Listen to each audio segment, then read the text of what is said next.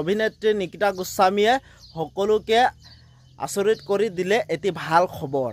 এই খবৰটো পোৱাৰ পিছত আনন্দিত হৈ পৰিছে সমগ্ৰ অসমবাসী। পোনপ্ৰথমে আমিও আমাৰ চেনেলৰ তৰফৰ পৰা অসমৰ মোহময়ী তথা বোলছবি জগতৰ জনপ্ৰিয় অভিনেত্ৰী নিকিতা গোস্বামীলৈ আন্তৰিক শুভকামনা জনাইছোঁ।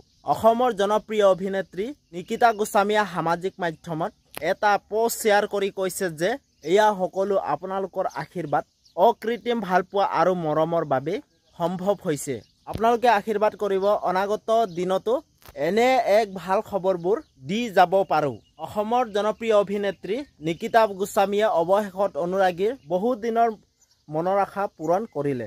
সামাজিক মাধ্যমৰ ফেচবুকৰ জৰিয়তে অসমৰ জনপ্ৰিয় অভিনেত্ৰী নিকিতা গোস্বামীয়ে এটা অতিকৈ সুখবৰ প্ৰদান কৰিছে। অসমৰ জনপ্ৰিয় অভিনেত্ৰী নিকিতা গোস্বামীয়ে এটা সামাজিক মাধ্যমত এটা অতিকৈ বিশেষ ভাল লগা পোষ্ট শ্বেয়াৰ কৰি কৈছে যে আচলতে প্ৰতিটো পতাত থাকে নতুন নতুন কিছুমান দায়িত্ব আৰু ৰাইজৰ মৰম, আশীৰ্বাদ হিৰত লৈ অকণমান আগুৱাই যোৱাৰ দায়িত্ব, কাম কৰি যোৱা হেঁপাবোৰ অকণমান টুকুৰা নিজক সামৰি ৰখাৰ দায়িত্বখিনি, প্ৰতিটো সময়ে বিচাৰি পোৱাৰ দায়িত্বখিনি। 5 এছিষ্টেণ্ট আইকন এৱাৰ্ড 2023-24 এক বিশেষ সন্মান তথা বঁটা পাবলৈ সক্ষম হৈছে অসমৰ জনপ্ৰিয় অভিনেত্ৰী নিকিতা গোস্বামীয়ে।